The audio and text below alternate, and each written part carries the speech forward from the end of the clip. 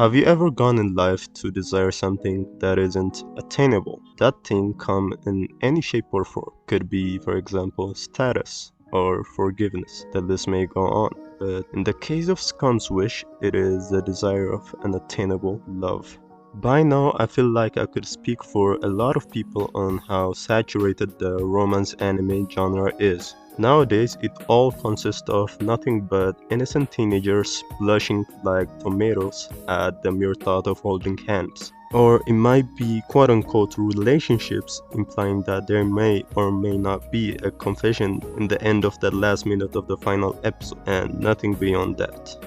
Well, I'm here to give you a breath of fresh air with a romance anime, Kuzu no Honkai, or Scum's Wish. Is it the English title? I don't know. Scum's Wish, yeah.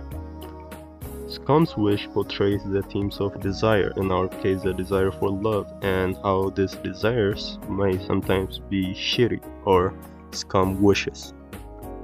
Which I find it is very much real given personal experiences on the representations of the ugliness of human emotions and carnal base and desires that are very unorthodox in the romance anime genre. It made us as the viewer open our eyes to our own flaws and consider what it must be like for the target or your acquainted affection if you force your own feelings on them. It puts you front and clear how rational thinking is out of question if the driving force is love, that you end up falling for the wrong person against your will or your better judgment, and you just cannot help it but fall for them. I think this feeling stems from the sense of loneliness that you are swallowed by makes you cling to anyone that shows you even the slightest bit of attention. And I believe that it stems from the inability to share yourself with the person who brings color to your life, onto being exploited of that person will lead you into this downward spiral, and you come to see as your scum-filled obsessions grow too loud to be silenced anymore. Going into the series, I was reluctant at the first couple episodes as it started out as your average cheesy lovey-dovey rom-com series. It actually was wearing at first when she first started calling him Big Brother.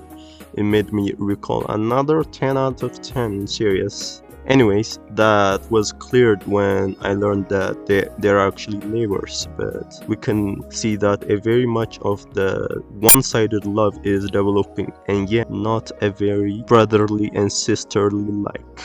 The anime invokes in you one big idea: what is the right thing to do? Do I do the rational thing or should I go with my heart? And we see characters trying to fill their inner gap that was created from this unattainable love that they struggle with. It is a story on how our main girl, Hanabi, discovers her true feelings through sexual growth, and we could see that in her different relationships throughout the series. We can also see a similar situation with Mugi, his struggles with his own self-worth.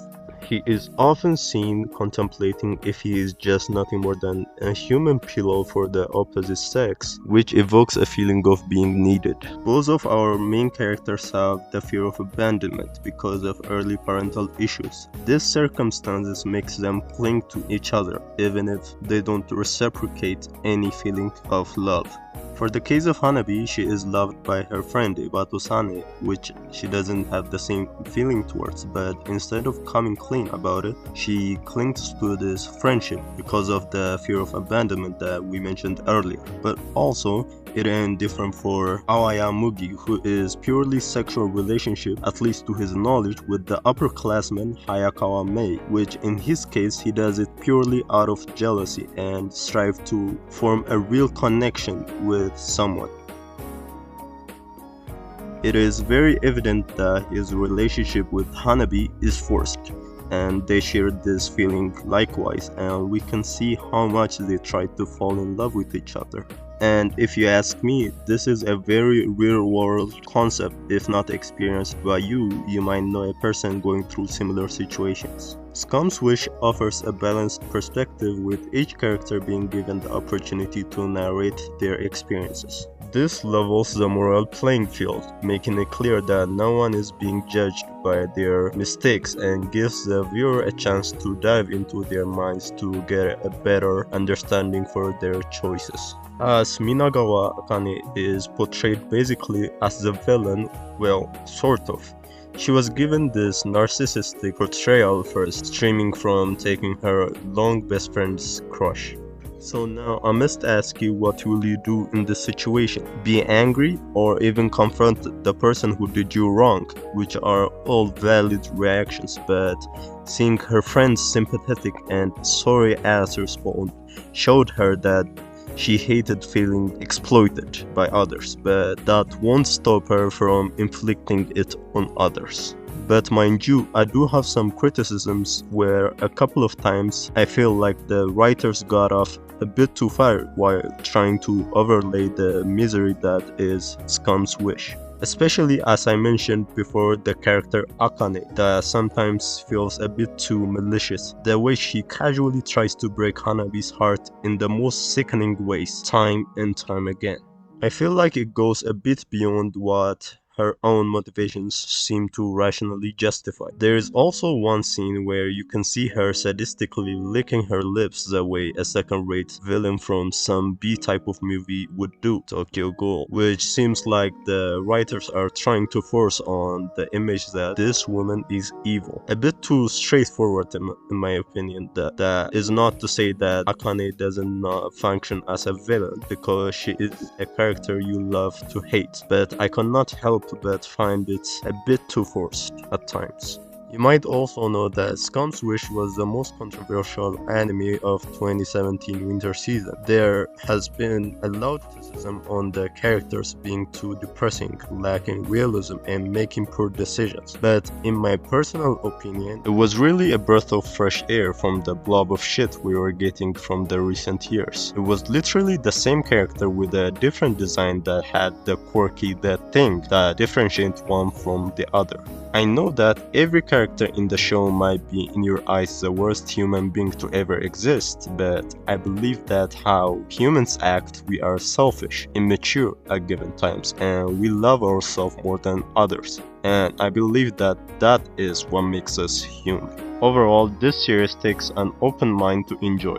If you go into this with a preconceived notion on how romance should be explored or on how much intimacy should be allowed in an anime, you won't enjoy it as much.